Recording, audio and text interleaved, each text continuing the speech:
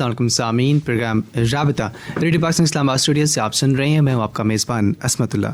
Programme आप तक पहुंचा रहे हैं प्रोड्यूसर कामरान तारिक। तो प्रोग्राम राबता में हम आप तक लेकर आते हैं मुख्तलिफ आम मौज़ूआत और उन आम मौज़ूआत के हवाले से अहम शख्सियात तशरीफ़ लाती हैं ताकि आप तक बहुत सारी ऐसी मालूमात पहुँचाई जा सकें जो हम सब के लिए जानना बहुत ज़रूरी है। मुख्तलिफ मसाइल की सूरत में, मुख्तलिफ बीमारियों की सूरत में, वबा की सूरत में, या फिर रोज़मर्रा की रूटीन है उसमें मुख्तलिफ इदारों के लिए क्या क्या आपको ज़रूरत है या क्या क्या सर्विसेज आप उनसे हासिल कर सकते हैं। इसी हवाले से आज हमारी गुफ्तगू होगी। प्रोग्राम राब्ता में हमने राब्ता आज किया है डॉक्टर सरवर मलिक साहब से, एंडोक्राइनोलॉजिस्ट हमारे साथ मौजूद हैं। अस्सलाम वालेकुम जी, खुश आमदीद कहेंगे आपको। वालेकुम अस्सलाम व रहमतुल्लाहि व बरकातहू। जज़ाकल्लाह। पहले तो मैं राब्ता की टीम का इंतहाई मशकूर हूँ कि इस अहम मौजू पे बात करने के लिए हमें भी यहाँ पे मदऊ किया गया है, क्योंकि आगे रमज़ान की आमद भी है और लोगों की तादाद भी जो रोज़ा रखते हैं, स्पेशली शुगर के मरीज़ों की तादाद भी दिन ब दिन बढ़ती जा रही, तो इससे लोगों के लिए एक आगाही का प्रोग्राम होगा। यकीनन हम सब के लिए जानना बहुत ज़रूरी है कि शुगर जैसा ऐसा मसला जिसे खामोश कातिल भी कहते हैं और बहुत सारी बीमारियों की जड़ भी है, और जिस शख्स को शुगर होता है, मैं समझता हूँ कि चूँकि हम सब के घरों में कहीं ना कहीं मसला है, मेरे बड़ों में भी है, बहुत सारे लोगों के मसाइल होते हैं, तो एक बीमारियों का एक अलग फेज़, पूरा एक अलग चैप्टर उनको मिल जाता है जो मुख्तलिफ अंदाज, मुख्तलिफ तरीक़े से वो टैकल कर रहे होते हैं, और जो आम शख्स जिस तरह से बीमारियाँ झेल रहा होता है थोड़ा सा मुख्तलिफ होती हैं। सबसे पहले डॉक्टर साहब, आपका ताल्लुक Ayub medical college, head of department endocrinology, और इसके साथ साथ पॉलीक्लिनिक में भी आप खिदमत अंजाम देते रहे। पाकिस्तान भर में आपने बहुत सारा काम किया। जानना चाहूँगा कि शुगर के हवाले से पाकिस्तान में इस वक्त शुगर की क्या सूरत हाल है? ये इंतहाई अहम सवाल है कि इस वक्त पाकिस्तान में एक अंदाजे के मुताबिक वो अफराद जिनकी उम्र 20 साल से ज़्यादा है, तकरीबन 3.25 करोड़ के करीब लोगों को डायबिटीज़ है। मतलब आप अंदाज़ा लगाएं, 22 मिलियन की हमारी आबादी है, उसमें वो लोग भी शामिल है जो छोटे बच्चे भी हैं। लेकिन अगर हम 20 साल से ऊपर के लोगों को लेते हैं तो उसमें तकरीबन कोई 3.25 करोड़ के लोग ऐसे हैं जिनको डायबिटीज़ है। अगर इस हिसाब से इसका तनासुब निकाला जाए तो पाकिस्तान में जो शुगर की शरह है वो तकरीबन कोई 16 से 18% के करीब है। मतलब हर 100 में से 16 से 18 लोगों को पाकिस्तान में डायबिटीज़ है जिनकी उम्र 20 साल से ज़्यादा है, और ये दिन ब दिन तेज़ी से बढ़ रहा है।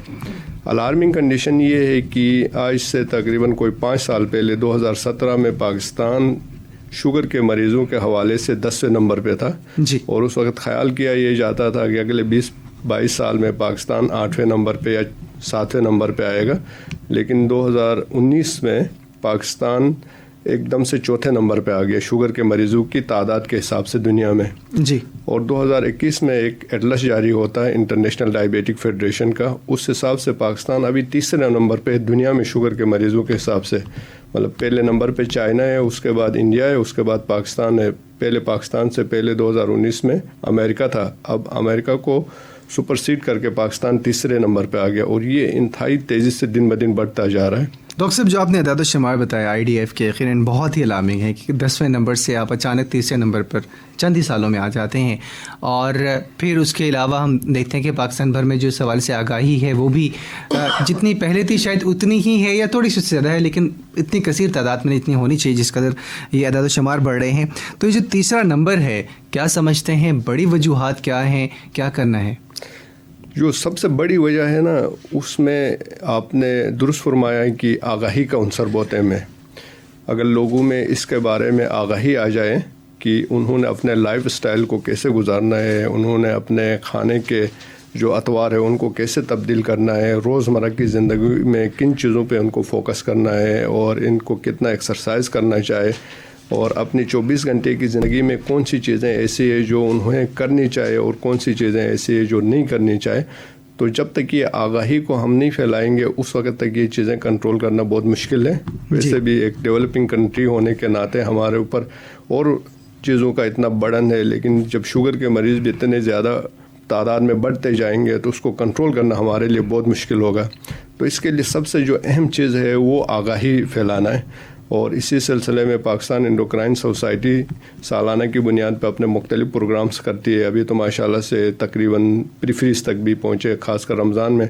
अभी इस वक्त पाकिस्तान भर में पाकिस्तान एंडोक्राइन सोसाइटी के हवाले से मुख्तलिफ आगाही के प्रोग्राम्स होते हैं। तो इस तरह से मुख्तलिफ और भी प्लेटफार्म्स को, स्पेशली गवर्नमेंट को इसमें अपना इनिशिएटिव लेना चाहिए ताकि इसको किसी तरह से ये आगाही के जो अमल है उसको तेज़ किया जाए। आगे जाके जो एक डिज़ास्टर की तरफ हम जा रहे हैं उससे बचा जा सके। अच्छा डॉक्टर साहब, अक्सर हम देखते हैं कोई चाय पी रहे हैं तो 2 चम्मच चीनी ज़्यादा हो गई यार शुगर हो जाएगा, कोल्ड ड्रिंक पी ली यार शुगर हो जाएगा, एहतियात करो। तो वो क्या चीज़ें हैं जिसकी वजह बनती हैं हमारे रोज़मर्रा की रूटीन में, खाने में, उठने बैठने में, हमारे जागने सोने में? वो कौन सी चीज़ें हैं जो शुगर के होने की बड़ी वजूहात बनती हैं? हाँ, ये एक इंतहाई अहम बात की ख्याल ये किया जाता है कि चीनी लेने से शुगर हो जाए या 1 चम्मच लेने या 2 चम्मच से, ऐसा नहीं है। बेसिकली ये जो शुगर है किसी भी इंसान का एक जेनेटिक पोटेंशियल है। तो ये जो हम एशियन पॉपुलेशन है उसमें जेनेटिक पोटेंशियल बहुत ज़्यादा है। अब होता ये है कि जब आप एक हेल्दी लाइफस्टाइल नहीं अपनाते तो उसकी वजह से शुगर अगर किसी इंसान को 60 साल में आनी थी तो वो 40 साल की 35 साल की उम्र में आ जाती है जी। जब हम पढ़ रहे थे मेडिकल कॉलेज में उस वक्त जो टाइप 2 डायबिटीज़ जो सबसे कॉमन है तकरीबन 90% केसेस में, उसमें ये होता था कि वो 45 साल की उम्र के बाद या 50 साल की उम्र के बाद आती थी। लेकिन अब ये देखा गया है कि हमने 15-20 साल के बच्चों में भी टाइप 2 डायबिटीज़ देखने शुरू हो गए। उसकी वजह ये होती है कि हमारे जो लाइफ स्टाइल है वो ख़राब हो गए जी। और इसमें सबसे जो अहम वजह होती है वो मोटापा है। अब मोटापा किन चीज़ों से आ जाती है, हम सबको पता है कि अगर ये बेसिकली एक एनर्जी का इम्बैलेंस होता है कि जितनी चीज़ें हम कंज्यूम करते हैं कि उसको इस्तेमाल में लाते नहीं लाते हैं। अगर उसको इस्तेमाल में नहीं लाया जाए तो ये आग फैट की शक्ल में इंसान के जिस्म में जमा होता रहता है, इसी को मोटापा कहते हैं। तो इसके लिए बेहतर ये है कि हम ऐसी चीज़ों से अवॉइड किया करें जो मोटापे का सबब बनती है। और वो क्या चीज़ें हैं, जैसे कोल्ड ड्रिंक है, जूसेस है, बेकरी आइटम है, फास्ट फूड है, इनका हमें कोशिश करके कम से कम इस्तेमाल करना चाहिए। ये उन लोगों के लिए मैं बता रहा हूँ जो जिनको शुगर नहीं है, शुगर के मरीजों के लिए तो ये लेना ही नहीं चाहिए जी। और साथ ही रोज़ाना की रूटीन में हमें अपने लिए कुछ टाइम निकालना चाहिए कि कम अज़ कम 45 मिनट या 1 घंटा अपने लिए एक्सरसाइज के लिए, फ़िज़िकल एक्टिविटी के लिए, वॉक के लिए, जॉगिंग के लिए टाइम निकालना चाहिए।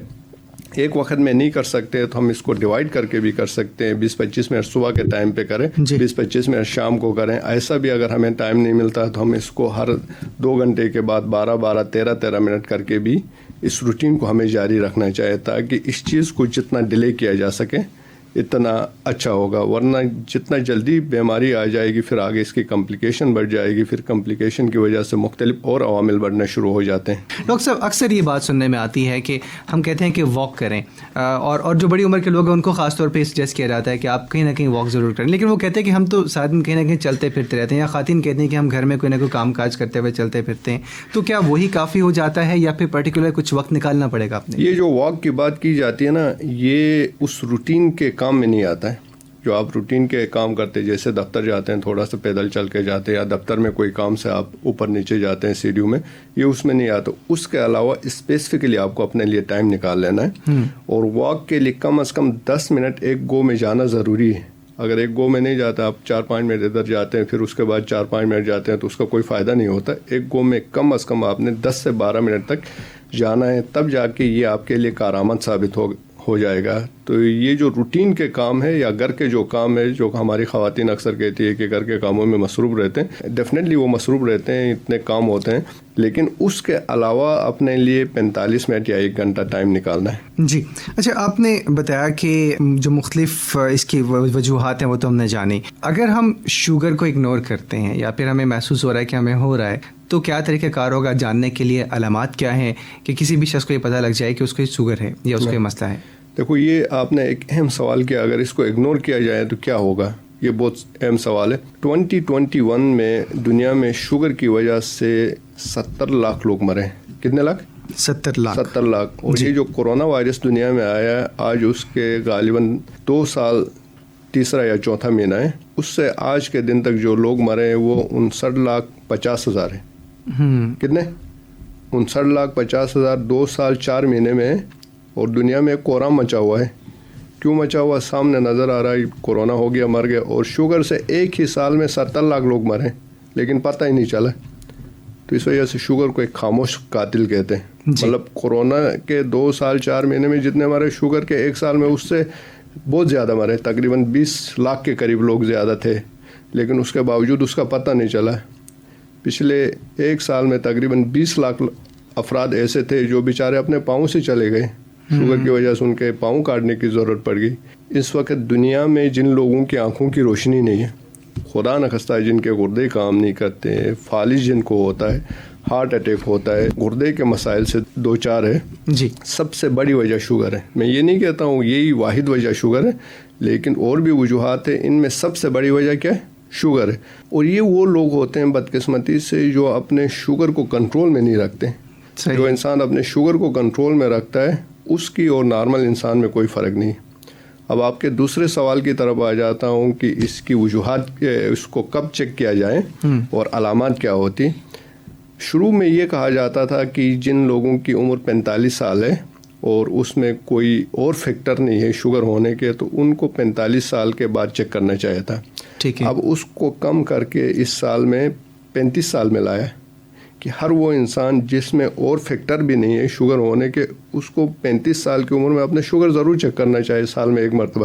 اگر نارمل آ گیا تو اگلے 2 سال بعد یا 3 سال بعد یا 1 سال کے بعد اس لیول کے حساب سے. لیکن یہ وہ لوگ ہیں جس میں کوئی اور فیکٹرز نہیں ہے شوگر ہونے کے، وہ لوگ جس میں اور فیکٹر شامل ہے، مثلا جن کی فیملی میں ڈائبٹیز ہے، جن کی فیملی میں ہائپر ٹینشن ہے، جن کی فیملی میں کولسٹرول کا مسئلہ ہے، یا ان میں خود کولسٹرول کا مسئلہ ہے، یا ہائپر ٹینشن کا مسئلہ ہے، یا جو لوگ اپنے وزن سے زیادہ ان کا وزن ہے، یا وہ لوگ جن حاملہ خواتین جن کو حمل کے دوران شوگر ہوا تھا، یا وہ بچے ہیں جس میں پولیسسٹک اوویرین سنڈروم ایک کنڈیشن ہے اس سے متاثر ہوئی ہے، یا کچھ اور کنڈیشنز ہوتی ہے جس میں sugar as early as possible check کرنا چاہے.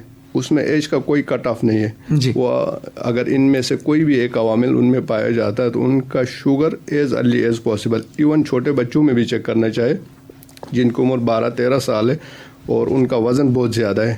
تو ابھی ہمیں یہ ہے کہ اس پہ خاص کر جو موٹے لوگ ہوتے ہیں یا جن کی فیملی میں ڈائبٹیز ہے یا حمل کے دوران جس خاتون کو شوگر ہوا ہے تو ان کو as early as possible check کرنا چاہیے. اب جہاں تک علامات کی بات ہے، عام طور پر شوگر کی جو علامات ہوتی ہے اس کا انحصار شوگر کی قسم پر ہوتا ہے، ٹائپ 1 ہے یا ٹائپ 2 ہے.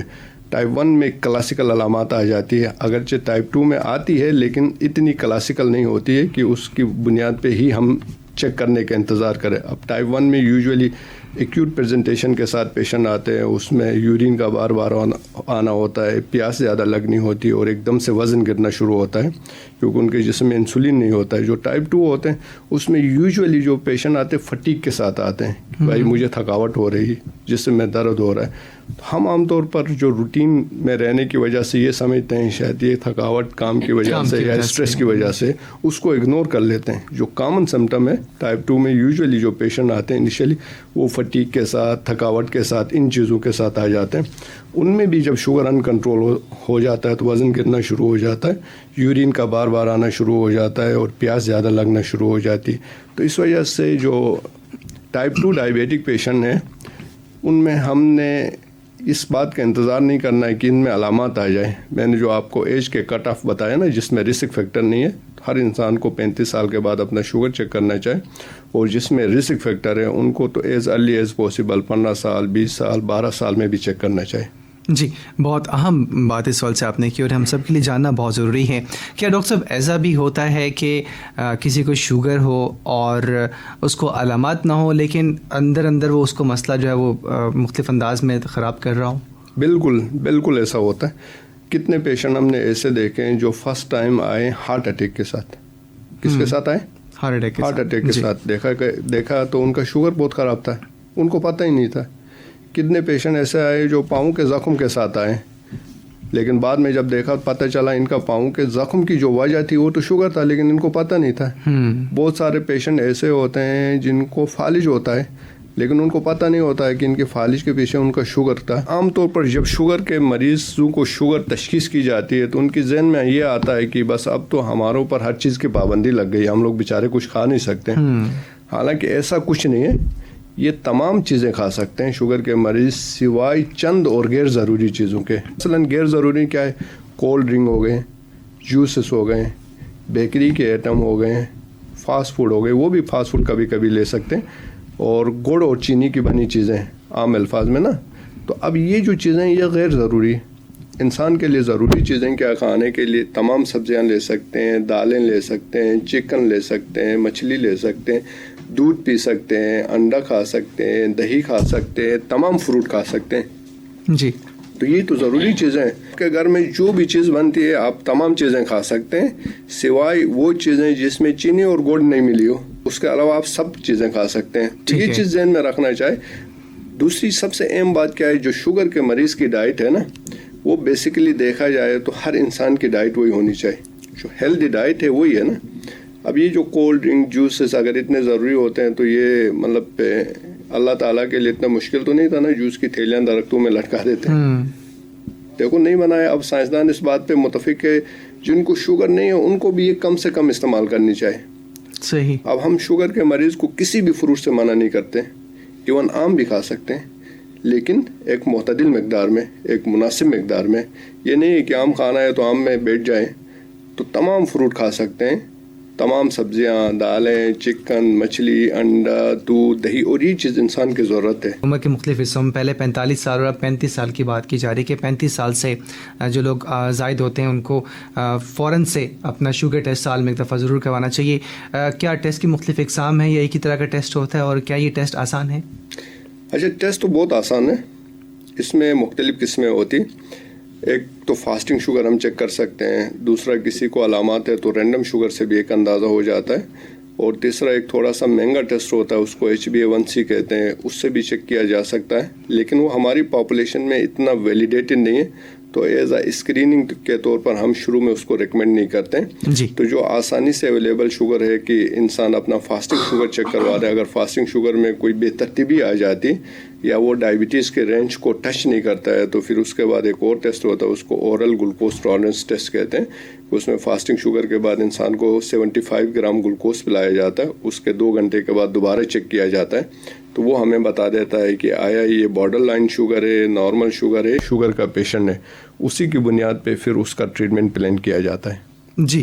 اور اس کے ساتھ ساتھ اب کرونا کا مسئلہ ہے ہم سب کے سامنے, اور اس کے ساتھ ساتھ بہت ساری بیماری لوگ اور بھی مینیج کر رہے ہیں. پھر جس کو کووڈ ہو جاتا ہے اور پھر شوگر کا مریض بھی ہو, تو اسے کیا ایکسٹرا احتیاط کرنی ہوگی, کیا خاص طور پہ احتیاط کرنی چاہیے اس کو؟ اچھا, دیکھا یہ گیا ہے کہ وہ لوگ جن کا شوگر ان کنٹرول ہے ان میں کورونا ہو جائے تو اس میں جو کورونا کے علامات ہیں زیادہ سخت ہوتے ہیں, لیکن جن کا کنٹرول ہے تو اس میں اتنے ہی علامات ہوتے ہیں جس کو شوگر نہیں ہے. تو اس وجہ سے کیونکہ یہ جو ڈائبٹیز بھی ہے جب ان کنٹرول رہتا ہے تو یہ ایک امیونو کمپرومائز اسٹیٹ میں چلا جاتا ہے پیشنٹ, تو اس کی وجہ سے چھوٹی چھوٹی چیزیں بھی ان پہ بہت زور آور ہو جاتی ہیں. تو اس وجہ سے ڈائبٹیز کے پیشنٹ کے علاوہ جو بھی بیماریاں کرونک النیسز کے پیشنٹ ہیں تو ان کو کورونا یا ان چیزوں سے بچنے کے لیے زیادہ احتیاط کرنا چاہیے. کیونکہ دیکھا یہ گیا ہے کہ اگر ڈائبٹیز ان کنٹرول ہوئے اور اوپر سے کورونا بھی آ جائیں تو ان کے سروائیول کے چانس عام لوگوں کی نسبت تھوڑے کم ہو جاتے ہیں. ڈاکٹر صاحب, جب ہم بات کرتے ہیں شوگر کے حوالے سے تو کیا اس کے کوئی اسپیشلائزڈ کلینکس ہوتے ہیں, یا پھر جو ہمیں کوئی جو ماہر معالج ہے اس میں کوئی اسپیشلٹی چیک کرنی ہے کہ وہ اس مرض کو چیک کر سکتا ہے پرٹیکولرلی؟ دیکھو, اسپیشلائز کلینک تو ضرور ہوتے ہیں, لیکن اب پاکستان میں جو اسپیشلسٹ ڈاکٹرس ہیں ان کی تعداد اتنی زیادہ نہیں ہے کہ جتنی تیزی سے شوگر بڑھ رہا ہے. تو اس وجہ سے ہم کوشش کر رہے ہیں کہ لوگوں کو ٹرین کر لیں کہ اس کے مختلف قسم کے کیڈرس ہوتے ہیں کہ ایک بیسک ہیلتھ یونٹ میں ہوتا ہے, پھر رورل ہیلتھ سینٹر میں ہوتا ہے. تو وہاں سے ہی لوگوں کو یہ پتہ چلنا چاہیے کہ شوگر کے مریض کو کیسے ڈیل کیا جاتا ہے. جی. اگر ان کے حد تک کہ جن کو مائلڈ سا شوگر ہے کنٹرول کر سکتے ہیں تو ٹھیک ہے, لیکن اگر ان سے کنٹرول نہیں ہوتا ہے تو پھر آگے جا کے میڈیکل اسپیشلسٹ کو, اگر ان سے بھی نہیں ہوتا ہے آگے جا کے انڈوکرینالوجسٹ کو یا ٹرشری کیئر میں پیشنٹ کو ریفر کرنا چاہے. تو یہ ایک چین ہے. لیکن شروع سے ہی ہر شوگر کے پیشنٹ کو اگر ٹرشری کیئر میں دیکھنا شروع کیا جائے تو ٹرشری کیئر کے ڈاکٹر نہ اس کو دیکھ پائیں گے, نہ اس حساب سے اس کا علاج کیا جائے گا نمبر آف پیشنٹ کی وجہ سے, کیونکہ یہ تو ابھی بہت تیزی سے بڑھ رہا ہے. جی. شوگر کم ہونے کی علامات کیا ہے؟ شوگر کم ہونے کی علامات یہ ہے کہ بھوک زیادہ لگ جاتی ہے. شوگر جب کم ہو جاتی ہے دل کی دھڑکن تیز ہونا شروع ہو جاتی ہے, پسینے آنے شروع ہو جاتے ہیں, ساتھ ہی گھبراہٹ ہونا شروع ہو جاتی ہے, یہ کامن ہوتے ہیں, اور ہاتھ کانپنے شروع ہو جاتے ہیں. اس کے ساتھ اگر بہت زیادہ کم ہو جائیں تو اس کی وجہ سے آگے جا کے پیشنٹ گنودگی میں چلا جا سکتا ہے, خدا نخواستہ بے ہوشی کی حالت میں چلا جا سکتا ہے, ان کو فٹس یا جھٹکے پڑنا شروع ہو جاتے ہیں. جی. تو جب بھی شوگر کی کم ہونے کی علامات آ جائیں, اگر گلوکومیٹر ہے تو فوراً چیک کیا جائے, 70 سے کم ہے تو اس کو شوگر کم کہتے ہیں. اگر نہیں ہے تو اس صورت میں گھر کی چیزوں میں سے کوئی چیز لے سکتے ہیں. مثلاً اگر ان کے پاس گھر میں چینی پڑی ہوتی, جو چھوٹے چمچ نہیں ہوتے چائے والے, 2 چمچ چینی لے سکتے ہیں. یا گھر میں جوس کا ڈبہ ہے تو آدھا جوس کا ڈبہ لے سکتے ہیں, یا 1 گلاس دودھ پی سکتے ہیں. یا کینڈی کے بسکٹ ہے تو 3-4 وہ لے سکتے ہیں. لیکن 15 منٹ کے بعد ان کو دوبارہ سے اپنا شوگر چیک کرنا چاہیے کہ یہ کنفرم کرنے کے لیے کہ آیا کہ ان کا شوگر 70 سے اوپر گیا نہیں گیا. اگر نہیں گیا تو اس عمل کو دوبارہ ریپیٹ کرنا چاہیے.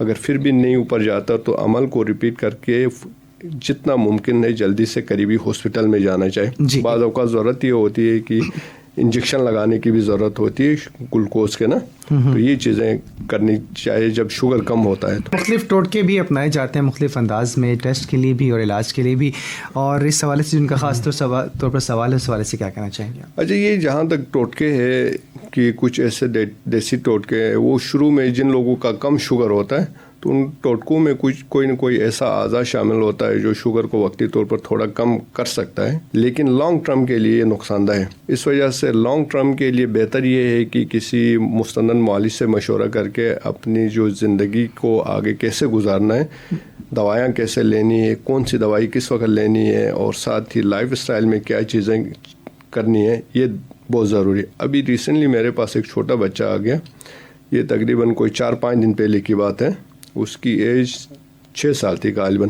جی. تو اس کو کچھ دنوں سے تقریباً کوئی پچھلے 2 ہفتے سے بار بار یورین آ رہا تھا, پیاس لگ رہی تھی.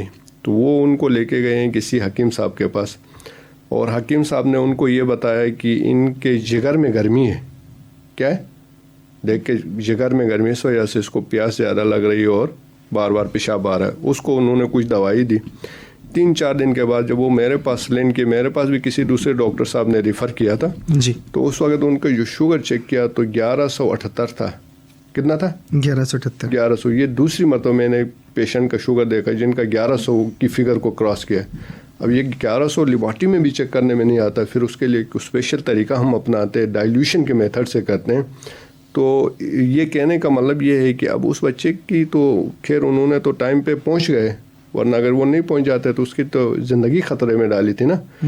تو یہ ان چیزوں پہ ہمیں گورنمنٹ لیول پہ, سوشل لیول پہ, اور جو لوکل ہمارے لیڈرز ہے اس لیول پہ کام کرنا چاہے کہ جن لوگوں کو جس چیز کا سمجھ نہیں ہے تو وہ لوگوں کی زندگیوں سے نہیں کھیلیں. جی. کیونکہ انسان کی زندگی بہت پریشیس ہے نا, یہ بار بار تو نہیں ملتی. ایک مرتبہ زندگی مل گئی, اس کے بعد خدا نخواستہ معذوری ہو گئی, کوئی چیز ہو گئی تو ہمیشہ کے لیے معذور ہو گئے. تو لوگوں کی زندگیوں سے کھیلنے سے اجتناب کرنا چاہے. اس وجہ سے خاص کر شوگر کے مریض یا اس طرح کے جو مریض ہوتے ہیں ان کو کسی اچھے معالج سے مشورہ کرنا ضروری ہے. ابھی ریسنٹلی ایک پیشنٹ ایسا ہو گیا کہ وہ ڈائبیٹک فوڈ زخم ہو گیا اس کو نا, اس کو پراپرلی ٹریٹ نہیں کیا گیا. اگر ٹائم پہ ٹریٹ کر لیتے تو اس کا زخم ہیل ہو جاتا, ٹھیک ہو جاتا. لیکن جب ہمارے پاس اس نے لینڈ کیا تو بدقسمتی سے اس کا گھٹنے سے نیچے پاؤں کاٹنے تک نوبت آ گئی. مطلب یہ بہت پینفل کنڈیشنز ہوتی ہے, اور اس کی وجہ یہی ہوتی ہے کہ ٹائم پہ ہم اس کو سیریس نہیں لیتے. جی. اگر ٹائم پہ چیزوں کو سیریس لے لیں اور پراپرلی اس کو دیکھا جائے تو یہ اس طرح کی جو کمپلیکیشن ہوتی ہے جو صرف پیشنٹ کے لیے نہیں ہوتی. اب کسی انسان کا پاؤں ہے تو اس کے بچوں پہ کیا گزرے گی, ان کے گھر والوں پہ, رشتہ داروں پہ کیا گزرے گی, اس کی اپنی زندگی میں ایک مطلب پہ طوفان سا ہوتا ہے نا. جی. تو ان چیزوں سے آرام سے بچا جا سکتا ہے, بس تھوڑی سی توجہ کی ضرورت ہے. جی, آرام سے بچا جا سکتا ہے لیکن احتیاط کی ضرورت ہے, اور وہ ہم سب نے مل جل کے کرنی ہے. ڈاکٹر صاحب, جب شوگر کی بات کی جاتی ہے تو ہم میں سے ہر گھر کی کہانی ہے کہ ہر گھر کا یہ مسئلہ ہے, اور آپ نے بہت الارمنگ فگرز بتائے. جیسے آپ نے ذکر کیا کہ ایک بچہ علامات کے ساتھ سامنے آیا, اور پھر وہی بات کہ اس کا علاج کسی اور طریقے سے کیا جا رہا تھا. اکثر علاج کی تشخیص بہت ضروری ہوتی ہے, اس کے لیے علامات آپ نے بتائی کہ کیا کیا علامات ہیں. آپ نے شوگر کی 2 ٹائپس بتائیں, ٹائپ اے, ٹائپ بی.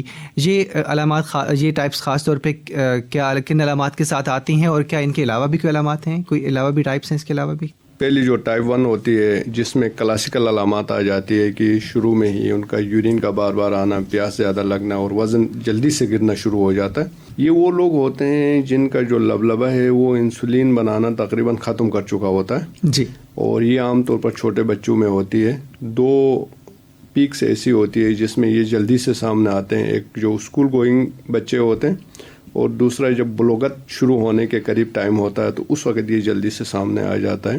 اس کے علاوہ یہ جو ٹائپ 1 ہوتی ہے کبھی کبھی عمر کے آخری حصے میں بھی ہو سکتی ہے, تو اس میں عمر کی کوئی قید نہیں ہے, لیکن یوزولی یہ دیکھا گیا ہے کہ یہ جو 2 میں نے پیکس بتائی اس میں آ جاتا ہے. دوسری جو ٹائپ 2 ڈائبٹیز ہوتا ہے وہ تقریباً 95% لوگوں میں ہوتا ہے. اگر ڈائبٹیز کے تمام قسموں کو ہم لے لیں تو ان میں سے 95% لوگ ایسے ہوتے ہیں کہ ان کو ٹائپ 2 ڈائبٹیز ہوتا ہے, جس کا ہم نے ذکر کیا کہ کیا کیا رسک فیکٹر ہونے چاہیے اور کس ایج میں کرنا چاہیے. جی. تیسری ڈائبٹیز کی قسم وہ ہوتی ہے جو حمل کے دوران ہو جاتی, لیکن جب حمل ختم ہوتا ہے تو عام طور پر یہ ٹھیک ہو جاتے ہیں, ان کا ڈائبٹیز ختم ہو چکا ہوتا ہے. جی. لیکن یہ خواتین بہت رسک میں ہوتی ہے, اگلے 5-6 سال میں ان میں ڈائبٹیز ہونے کے جو چانس ہوتے ہیں 50% ہوتے ہیں.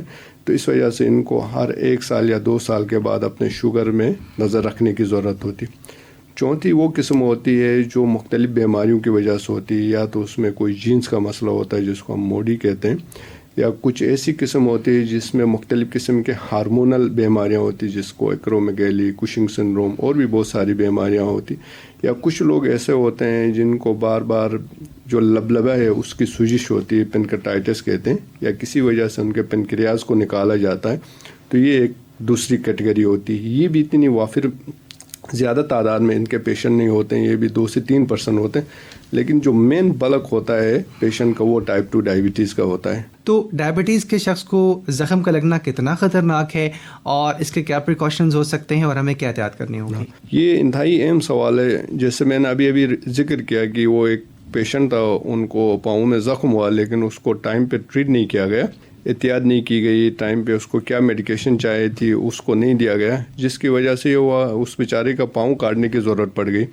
لیکن اگر اسی زخم کو ٹائم پہ ہی سیریس لیا جائے, ٹائم پہ احتیاط کیا جائے, تو وہ ہم اس سے بچ سکتے ہیں. اب اس وجہ سے ضروری ہے کہ جو ذیابیطس کے پیشنٹ ہیں ان میں عام طور پر جو زخم آنے کے چانس ہوتے ہیں وہ پاؤں میں ہوتے ہیں. جی. پاؤں میں اس وجہ سے ہوتے ہیں کہ پاؤں میں اگر ڈائبٹیز کنٹرول نہیں ہو تو جو پاؤں میں پین سنسیشنز ہوتی وہ آہستہ آہستہ ختم ہو جاتی ہے, جس کی وجہ سے ان کو پین فیل نہیں ہوتا ہے.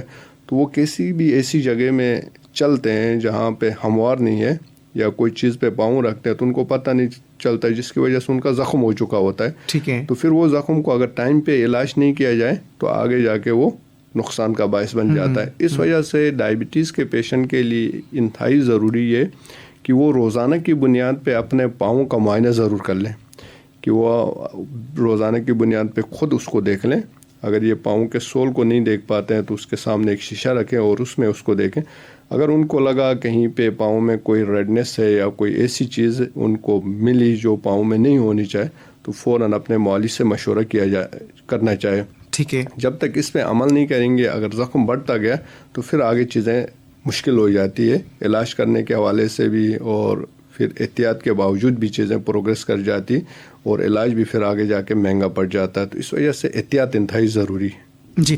تو ڈاکٹر صاحب کیا یہ جینیاتی طور پر بھی ٹرانسفر ہوتی ہے, جیسے کسی کے آباء و اجداد یا پیرنٹس میں ہو تو اس کو بھی آگے اس کی فیملی میں ٹریول کر سکتا ہے مرض؟ اسپیشلی جو ٹائپ 2 ڈائبٹیز ہے نا, جن کی فیملی میں ہے تو ان میں عام لوگوں کی نسبت بہت زیادہ چانس ہے.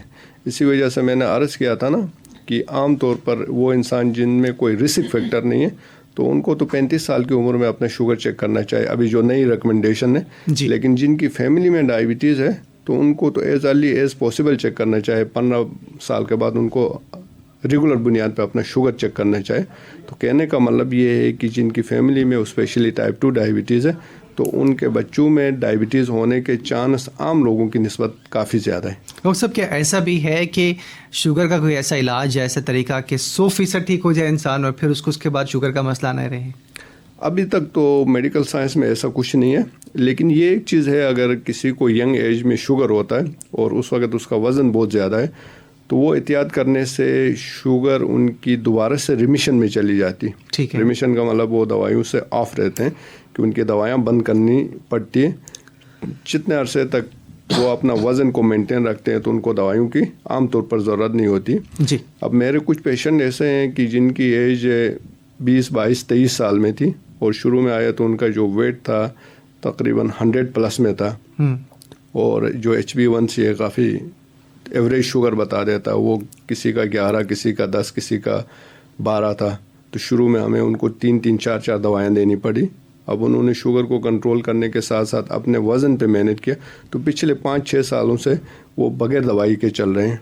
ان کو آگے جا کے زندگی کے کسی حصے میں شوگر آنے کا چانس ہے، لیکن جتنا احتیاط کریں گے تو یہ شوگر اتنا دیر سے ان کی زندگی میں آ جائے گا. اچھے پریکاشن لینے سے، جن کا وزن زیادہ ہے وزن کم کرنے سے یہ ریمیشن میں چلی جاتی ہے ڈائبٹیز. ٹھیک ہے. تو آپ نے ذکر کیا اس سے پہلے کہ شوگر لو ہو تو کیا احتیاط کرنی ہے، اگر شوگر ہائی ہو تو اچانک سے کیا احتیاط ہو سکتی ہے، یا گھر پہ ایسی کیا فرسٹ ایڈ کی چیزیں تیار ہونی چاہیے تاکہ شوگر کا جو مریض ہے اس کو فوری طور پہ اس کی مدد کی جا سکے؟ اب جو ہائی ہے اس کے لیے امیجیٹلی تو اگر بہت زیادہ ہائی ہے تو آپ نے ہاسپٹل میں ہی جانا ہے. ٹھیک ہے. لیکن وہ لوگ جو انسولین لگاتے ہیں تو وہ ہائی ہونے کی صورت میں اپنی انسولین کی مقدار کو بڑھا سکتے ہیں. اس میں بھی مختلف قسم کے انسولینس ہوتے ہیں، کوئی کھانے سے پہلے لگاتے ہیں، کوئی رات 10 بجے لگاتے ہیں، یا صبح کے وقت لگاتے ہیں. تو وہ والے انسولین جن کو ہم شارٹ ایکٹنگ انسولین کہتے ہیں، وہ وقتی طور پر وہ اپنے لگا سکتے ہیں، لیکن اس کو اگر یہ سوجھ بوجھ ہے. لیکن جن کو انسولین لگانے کی سوجھ بوجھ نہیں ہے اور شوگر بہت زیادہ ہے تو ان کو فوراً مالج کے پاس جانا چاہے، اور مین وائل ان کو غیر ضروری چیزیں کھانے سے اجتناب کرنا چاہے. جی یقیناً. اور رمضان المبارک بھی آ رہا ہے اور ہم یہ دیکھ رہے ہیں کہ رمضان المبارک میں شوگر کے مریضوں کو بھی مختلف مسائل دیکھنے پڑتے ہیں. تو کیا سمجھتے ہیں جو شوگر کا مریض ہے اس کو رمضان المبارک میں اپنی کیا روٹین بنانی ہے، اپنی خوراک میں کس چیز کا احتیاط بھی کرنی ہے؟ یہ انتہائی اہم سوال ہے اور بہت ضروری سوال ہے. شوگر کے مریض کو رمضان سے پہلے 1 مہینہ پہلے سے ہی اپنے مالج سے رجوع کرنا چاہے، کم از کم 1 مہینہ پہلے، تاکہ وہ رمضان کی تیاری کر سکیں. جی. اور اس میں یہ دیکھنا ہے کہ شوگر کا کون سا مریض روزہ رکھ سکتا ہے، کون سا نہیں رکھ سکتا ہے. کیونکہ بعض اوقات یہ ہوتا ہے کہ جس شوگر کے مریض کو روزہ نہیں رکھنا چاہے، اس نے روزہ رکھا تو اس کی زندگی کے لیے خطرہ بھی ہو سکتا ہے. تو اس وجہ سے پیشنٹ کو اپنے معالج کے پاس جا کے یہ ڈیسیجن لینا چاہے کہ آیا وہ روزہ رکھ سکتا ہے یا نہیں رکھ سکتا ہے. اگر رکھ سکتا ہے تو پھر اس نے کیا کیا احتیاطی تدابیر کرنی چاہیے. جی. کچھ دوائیں ایسی ہوتی ہے جو عام طور پر شوگر کو نارمل تو کرتی ہے، لیکن نارمل سے کم عام طور پر نہیں کرتی. بہت ریئر چانس ہوتا ہے کہ وہ شوگر کو نارمل سے کم کر لیتی.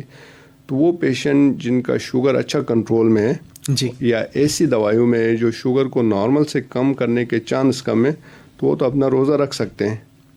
لیکن وہ پیشنٹ جو ایسی دوائیوں پہ ہے جو شوگر کو نارمل سے کم بھی کر سکتی، یا ساتھ ہی انسولین پہ، یا ان کو آگے کوئی اور مسئلہ چل رہا ہے، ساتھ میں کڈنی کا مسئلہ چل رہا ہے، دل کا مسئلہ چل رہا ہے، یا کوئی اور کرونک النس ہے، اور پچھلے کچھ عرصے میں 3 مہینے کے اندر ان کا شوگر کبھی بہت کم ہوا ہے یا کبھی بہت زیادہ ہوا ہے، تو ایسے پیشنٹ کو ہم عام طور پر کہتے ہیں کہ ان کو روزہ نہیں رکھنا چاہیے.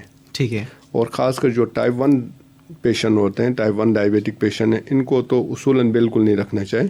صحیح. لیکن اگر کسی نے بہت زیادہ انسسٹ کیا ہے، شوگر ان کا کنٹرول ہے، تو بہت زیادہ ہی پریکاشن کے ساتھ یہ روزہ رکھ سکتے ہیں. اور اسی طرح جو حاملہ خواتین ہیں جن کو شوگر ہے، ان کو بھی اصولاً روزہ نہیں رکھنا چاہیے. جی. تو پھر اس میں سحری اور افطاری کی کیا ڈائٹ ہوگی، کیا پلان ہونا چاہیے خاص طور پہ شوگر کے مریض کے لیے؟ ہاں، یہ بہت اہم ہے، کیونکہ پورا دن جب ہم روزے میں ہوتے ہیں تو وہ افطاری کے وقت عام طور پر کنٹرول نہیں ہوتا ہے، تو جس کی وجہ سے دن کو تو شوگر لوور سائڈ پہ آ جاتا ہے، پھر ایک دم سے بڑھنا شروع ہوتا ہے. تو اس میں احتیاط یہی ہے کہ جو غیر ضروری چیزیں ہیں وہ کم سے کم استعمال کرنی چاہیے. جیسے یہ جو کولڈ ڈرنک ہو گئے، جوسز ہے، ان کا اجتناب کیا جائے، اور کھانے کی جو مقدار ہے وہ بھی مناسب لینی چاہیے. شوگر کے مریض جو ہیں جن کا اچھا کنٹرول ہے، وہ 2 کھجور بھی کھا سکتے ہیں افطاری میں، 1-2 پکوڑے بھی کھا سکتے ہیں. اگر فروٹ چاٹ بنا ہوتا ہے یا فروٹ ہوتے ہیں تو ایک جو ٹینس بال سائز کے فروٹ کے برابر وہ بھی لے سکتے ہیں. باقی جو گھر میں بنا ہوا سالن وغیرہ یہ چیزیں لینی چاہیے. لیکن سب سے اہم بات یہ ہے، کیونکہ گرمی کا بھی کچھ اس میں سیزن ہے روزوں کے دوران، تو پانی کا اچھا استعمال کرنا چاہیے. افطاری سے لے جا کے سحری کے دوران تک کم از کم 8 گلاس تک پانی پینا چاہیے. جی. اور سحری میں کوشش یہ کرنی چاہیے کہ لسی کا استعمال کریں یا دہی کا استعمال کریں، تاکہ دن کو ان کو پانی کی شدت کا زیادہ احساس نہ ہو. اور ساتھ ہی کوشش یہ کرنی چاہیے کہ سحری میں کہ جو چاول وغیرہ ہے ان کا تھوڑا کم استعمال کریں، روٹی کا استعمال کریں، اور چکی والے آٹے کی ساتھ جو بھی سالن بنائے وہ استعمال کر سکتے ہیں. اچھا ڈاکٹر صاحب، آپ نے ذکر کیا انسولین کا. انسولین ہے کیا؟ شوگر کے کون سے لیول پر اس کی ضرورت پڑتی ہے؟ اور اس کے لیے کون کون سے مختلف طرح کے طریقے موجود ہیں تاکہ ہم اسے باڈی میں استعمال کر سکیں؟ یہ انسولین بیسیکلی انسان کا لبلبہ ہے، وہاں سے ایک ہارمون کیمیکل سیکریٹ ہوتا ہے، اس کو انسولین کہتے ہیں. جی. تو یوں سمجھ لے یہ انسان کا اپنے جسم کا ایک حصہ ہے کہ جسم کے اندر ہی پیدا ہوتا ہے اور اندر ہی کام کر لیتا ہے. دنیا میں کوئی بھی انسان ایسا نہیں ہے جس کو انسولین کی ضرورت نہیں ہے. انسولین کے بغیر زندگی کا تصور نہیں ہے. 1922 میں پہلی مرتبہ انسولین بنا. اس سے پہلے جب انسولین نہیں تھا، جو ٹائپ 1 ڈائبیٹک پیشنٹ تھے تو ان کو جب تشخیص ہوتا تو ان کی زندگی بس 2 سال سے زیادہ نہیں ہوتی تھی. ان میں سے بھی زیادہ تر وقت یہ بے ہوشی میں گزار لیتے تھے. والدین بھی بس اپنے بچوں کو لے کے بیٹھے ہوتے تھے بے ہوشی کی حالت میں، اس طرح بچوں کے ساتھ نہ تو ایک انتہائی خراب صورتحال تھی. لیکن جب سے انسولین بنا تو یہ چھوٹے بچے دنیا میں جا کے ایکسل کر جاتے ہیں. تو انسولین بیسیکلی دوا نہیں ہے، یہ آپ کے جسم کا ایک ہارمون ہے جو شوگر کے مریضوں میں کم ہوتا ہے. تو اب سائنسدانوں نے بالکل اسی طرح کا مالیکول بنایا، صرف باہر سے دینا ہے. تو اس کو دوا نہیں سمجھنا، یہ کیا ہے؟ ریپلیسمنٹ ہے. یہ کسی بھی انسان کے جسم کے لیے اتنا ہی ضروری ہے جتنا پانی ضروری. اب پانی کے بغیر ہم زندہ رہ سکتے ہیں؟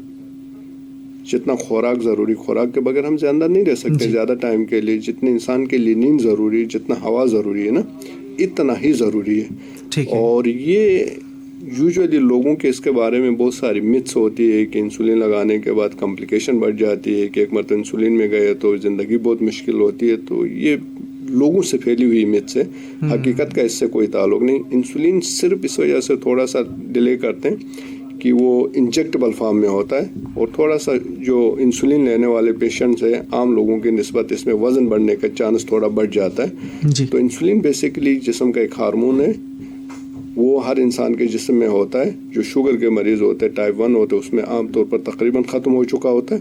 جو ٹائپ 2 پیشنٹ ہوتے ہیں اس میں ریلیٹیو ڈیفیشنسی ہوتی ہے، اور ساتھ ہی اس میں کچھ ایسے عوامل ہوتے ہیں جس میں اس کی افادیت کم ہوتی ہے. جی. آپ نے ذکر کیا انسولین، اور اس کے ساتھ ساتھ آپ نے چینی کا ذکر کیا کہ وہ متس ہیں جو شوگر کے ساتھ جڑے ہوئے ہیں. اس کے علاوہ اور کون سے متس ہیں جو عام طور پہ لوگوں کو غلط طریقے علاج کی جانب لے کے جاتے ہیں تاکہ انہیں بر وقت سمجھا جا سکے، ہم جانیں اور ہم ان سے بچ سکیں؟ زیادہ متس تو یہ کہ انسولین کے بارے میں نا، چینی کی مت نہیں ہے. چینی اگر کسی کو شوگر ہو جائے تو اس کو تو چینی استعمال نہیں کرنا چاہیے، ٹھیک ہے نا، یہ تو ضروری ہے. لیکن یہ مت ہے کہ بس کسی نے چینی کھایا تو اس کو شوگر ہو جائے. مطلب یہ صرف چینی سے نہیں، باقی خوراک سے بھی ہے. چینی کا ایک اس میں کردار ہے کہ چینی کھانے سے وزن بڑھ جاتا ہے، وزن بڑھنے کی وجہ سے شوگر ہونے کے چانس بڑھ جاتے ہیں نا. لیکن یہ نہیں ہے کہ کسی کو اگر شوگر نہیں ہونی ہے، جینیٹک ٹینڈنسی نہیں ہے، تو اس کو اگر مٹھائی کی دکان میں رکھے تو پھر بھی شوگر نہیں ہوگا. اب ایک انسان نے دوا بھی لیتا ہے، ڈاکٹر کے پاس بھی جاتا ہے، لیکن وہ ایکسرسائز نہیں کرتا ہے، پھر بھی اس کا کنٹرول نہیں ہوگا. تو اس وجہ سے یہ سب چیزوں کو جب تک ساتھ لے کے نہیں چلیں گے اس وقت تک شوگر کنٹرول نہیں ہو سکتا ہے. لیکن ان کو ساتھ لے کے چلیں گے تو شوگر آسانی سے کنٹرول ہوگا. اب ان میں سے کوئی چیز مشکل نہیں ہے. ڈاکٹر نے ایک مرتبہ مشورہ دیا تو آپ اس کے مشورے پہ عمل کریں. اب دوا لینا ہے، دوا میں کون سا اتنا زیادہ ٹائم لگتا ہے؟ مطلب دوا لینے میں 1 منٹ بھی نہیں لگتا ہے. اور روزانہ کی بنیاد پہ 24 گھنٹے سے اپنے لیے 45 منٹ نکالنا کوئی مسئلہ نہیں. بہت سارے لوگ ایسے ہوتے ہیں وہ تسبیحات بھی پڑھتے ہیں، تو وہ تو اپنے واک کے دوران اپنی تسبیحات پوری کر سکتے ہیں. یا کہیں لمبی کسی سے فون کال کرنی ہے، بچے ملک میں نہیں ہے، باہر ہے، تو وہ فون کال بھی کر سکتے ہیں، اس وقت واک کرتے ہیں، بہت سارے کام کر سکتے ہیں نا. تو اس وجہ سے یہ بیسکلی اس کو ہم نے اپنے روٹین میں شامل کرنا ہوتا ہے. جب تک اس کو روٹین میں شامل نہیں کریں گے تو یہ کنٹرول نہیں ہو جائے گا. تو اس لیے ان کے لیے تو میرا یہی پیغام ہے کہ ان کی والدہ کو اپنے مالش کے مشورے پہ عمل کرنا چاہے، دوا کا باقاعدگی سے استعمال کرنا چاہے، واک کرنا چاہے، اور جو شوگر خراب ہونا شروع ہو گئے دوبارہ سے مالش سے مشورہ کر کے دوائیوں کی مقدار کو یا کوئی اور دوا ایڈ کرنی ہے تو یہ کروانا چاہے. ایک خیال یہ بھی ہوتا ہے کہ ایک مرتبہ جب دوا شروع ہو جائے تو لوگوں کے ذہن میں یہ رہتا ہے کہ اسی دوا کے ساتھ ان کا شوگر پوری زندگی کنٹرول ہو جائے. ایسا نہیں ہوتا، کیونکہ جس طرح انسان کی عمر بڑھتی جاتی ہے اسی طرح شوگر کی بھی عمر بڑھتی جاتی ہے. جو اس کی عمر بڑھنا شروع ہو گئے ہیں تو اس کی دوائیوں کی مقدار اور یہ چیزوں میں تبدیلی لانی پڑتی ہے. اب اس کی وجہ کیا ہوتی ہے؟ جب کسی انسان کو ڈائبٹیز ہوتا ہے اس وقت اس کا جو لبلبہ جس کو پنکریاس کہتے ہیں اس کا 60% تقریباً کام ختم ہو چکا ہوتا ہے. اب پیچھے کتنا پرسنٹ رہتا ہے؟ 40% رہتا ہے. جی. جو لوگ اچھا کنٹرول کرتے ہیں اس کے باوجود بھی ان کا بھی 2 سے 3% سالانہ کی بنیاد پہ کم ہوتا جاتا ہے. لیکن جو خراب کنٹرول کرتے ہیں تو وہ پرسنٹیج بڑھ جاتی ہے. اب یہ جتنی دوا دیتے ہیں وہ جو پیچھے بچا کھچا لبلبے میں انسولین ہوتی ہے اس کے ذریعے کام کرتی ہے زیادہ تر دوا. ڈاکٹر صاحب آپ نے اس پروگرام کے دوران مختلف انداز میں اویئرنیس اور آگاہی کے حوالے سے بتایا کہ کیا خوراک لینی ہے, کیا احتیاط کرنی ہے, ایکسرسائز اور بہت ساری چیزیں. کیا اویئرنیس کے حوالے سے ہم سب کو کیا کوشش کرنی ہے تاکہ ہمارے گھر میں کوئی شوگر کا مریض ہے تو وہ بھی اس سے بچ سکے, اور پھر جو دیگر اور نئے لوگ اس میں داخل ہونے جا رہے ہیں مختلف غلطیوں کی وجہ سے وہ بھی اس سے محفوظ رہیں؟ ہمیں یہ کرنا چاہے کہ اپنے لیے کچھ وقت نکالنا چاہے, مطلب روزانہ کی بنیاد پہ جس کو شوگر ہے نہیں ہے ہر انسان کو کم سے کم 45 منٹ کا تو وقت نکالنا چاہے. 1 گھنٹہ ہو تو زیادہ بہتر ہے لیکن 45 منٹ. دوسرا یہ ہے کہ غیر ضروری چیزوں سے ہمیں ایوائڈ کرنا چاہے, اگر نہیں کر سکتے تو بھی کم سے کم استعمال کریں جس میں cold drink, juices, fast food, bakery کی چیزیں. اور اس کے ساتھ ساتھ ہمیں اپنے کھانے کی مقدار اور پوشن کو بھی کنٹرول رکھنا چاہے کہ پیٹ بھر کے ہمیں نہیں کھانا چاہے. ہم اتنا ہی کھا لیں جتنی ہماری ضرورت ہے. جو کھانا ہے نا ہم جو کھاتے ہیں وہ ضرورت کے حساب سے نہیں کھاتے, ایک عادت کے حساب سے کھاتے ہیں کہ بھائی ہم نے 2 چپاتی کھانی ہے تو بس یہ فرض ہے 2 چپاتی کھانی. جیسے سنت بھی ایسا ہے کہ انسان کو اپنے پیٹ کے 3 حصے رکھنے چاہے, ایک حصے میں پانی کے لیے رکھنا چاہے, ایک کو ہوا کے لیے اور ایک کو خوراک کے لیے نا. تو عام انسان کے لیے جن کا ایوریج ویٹ ہوتا ہے اس کی جو ضرورت ہوتی ہے ایک وقت میں یوزولی 1 یا 1.5 چپاتی سے زیادہ نہیں ہوتی. تو جب ان چیزوں پہ ہم کنٹرول کریں گے تو اگر شوگر ہونا ہے تو بھی ہم اس کو ڈیلے کر سکتے ہیں. جی, ہمیں اس کو احتیاط سے ہی روکنا ہے, اور احتیاط کے طریقے مختلف ہم نے سیکھے کہ ایک تو ماہر معالج, دوسرا ٹیسٹ اور بر وقت اس کا علاج, اور پھر اس کے علاج کے ساتھ ساتھ احتیاط تاکہ ہم سب محفوظ رہیں. شوگر کے حوالے سے گفتگو رہی, ہمارے ساتھ موجود رہے doctor Sarwar Malik Sahib, head of department Ayub medical college Abbottabad, اور انڈوکرینالوجی ڈپارٹمنٹ صاحب کا تعلق. آپ کا بہت شکریہ ڈاکٹر صاحب تشریف لائے اہم موضوع پر. بہت شکریہ آپ لوگوں کا وقت دینے کا, بہت شکریہ. سامعین, پروگرام آپ نے سنا, پروگرام اب تک پہنچائے تھے پروڈیوسر کامران طارق, میں ہوں آپ کا میزبان عصمت اللہ.